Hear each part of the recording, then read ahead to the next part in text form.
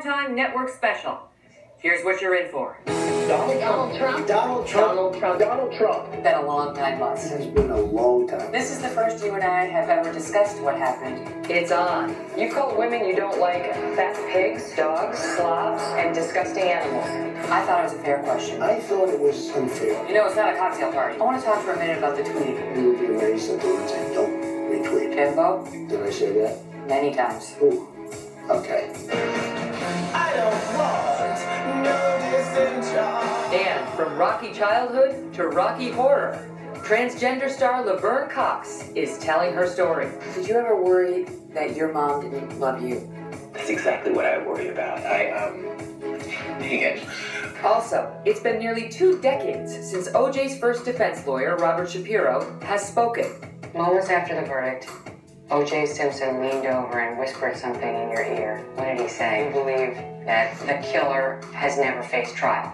And why can't Michael Douglas ever catch a break with the tabloids? Well, I was thinking when I heard that you had 3 months to live and you were sitting for this interview for me, that maybe I was on your bucket list. I'm honored. TikTok.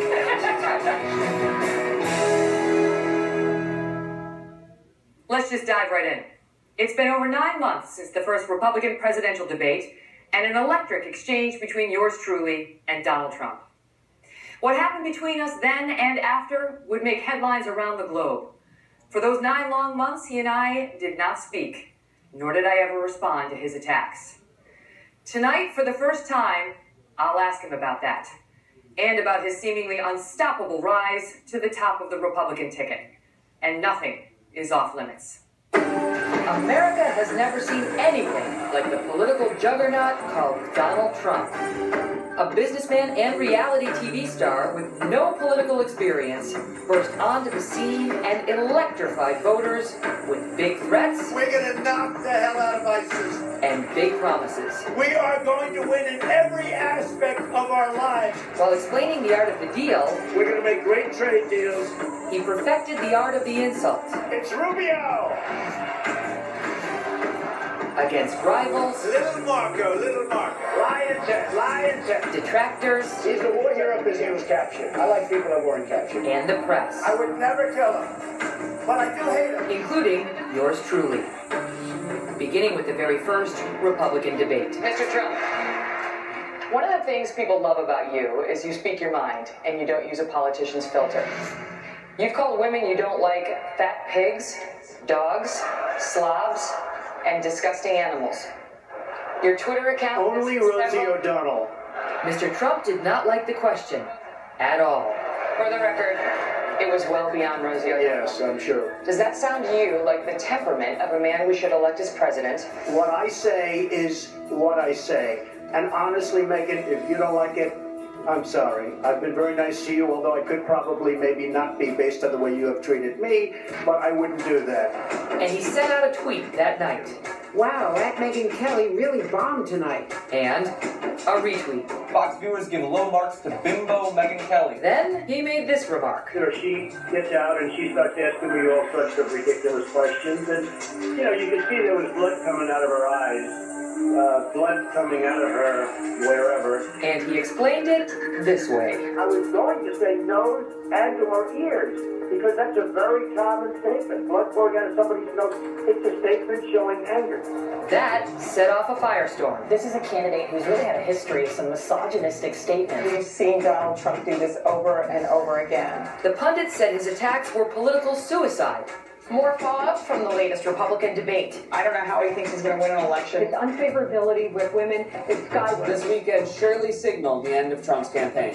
The pundits were wrong. An NBC News Survey Monkey poll shows Trump with 23%. A new poll numbers show that Donald Trump is surging. The more Trump speaks, the more he spikes. It didn't matter what he said or how he said it. Donald J. Trump is calling for a total and complete shutdown of Muslims entering the United States. When Mexico sends its people, they're bringing drugs, they're bringing crime, they're rapists. Voters were angry, and they liked that he was angry too. In January, he skipped the next Fox News debate. Megyn Kelly's really biased against me. Do you really think she can be fair at a debate? Which set off a new torrent of tweets. 80,000 tweets directed towards Megyn Kelly. Vote provocative, broke it down to see what the most popular words are.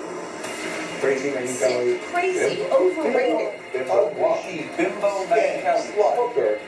Days later, he lost the Iowa caucuses. But Trump went on to win, and win some more. Another big win for Donald Trump. A huge win for Donald Trump. And then, a new debate. Nice to be with you, Megyn. Great to have you here. You're looking well. You're looking As are you. Followed by more fallout, and a call to boycott the Kelly file. Can't watch Crazy Megyn anymore.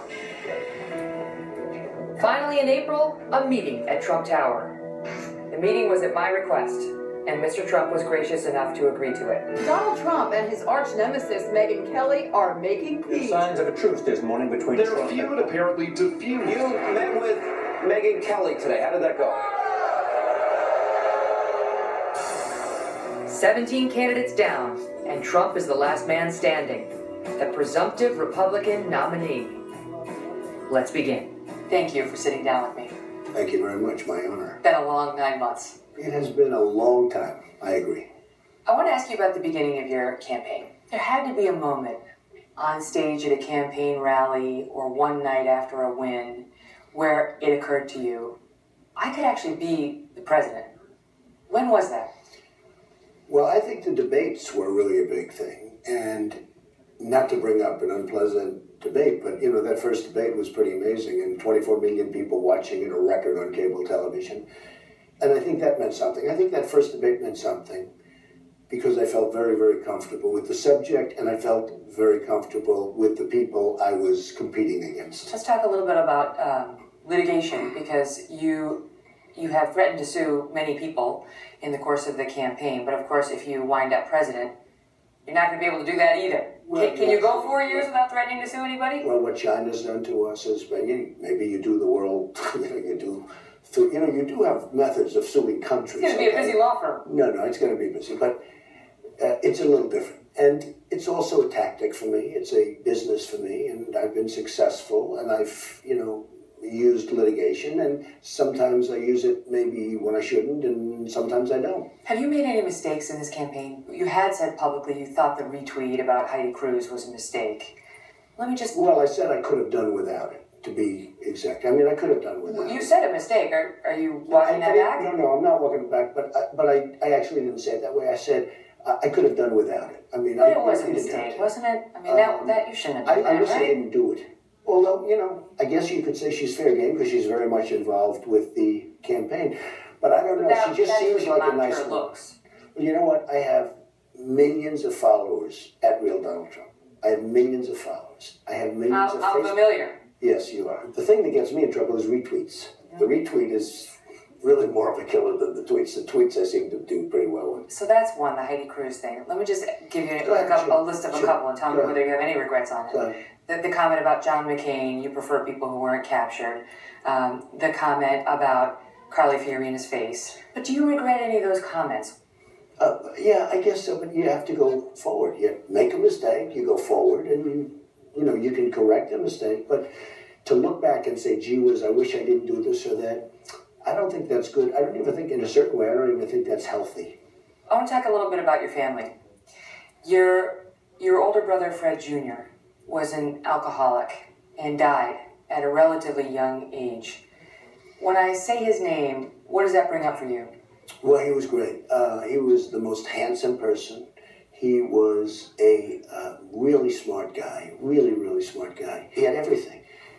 But at a certain age, he started drinking a little bit, a little more, and ultimately it was a big problem. And he'd say, don't ever, ever drink a dinner. And I'll tell you what, I've never had a glass of alcohol. I mean, I have other problems, okay? But what are they? Get specific. I want to talk to you about that. That I can't talk about. That would be too good.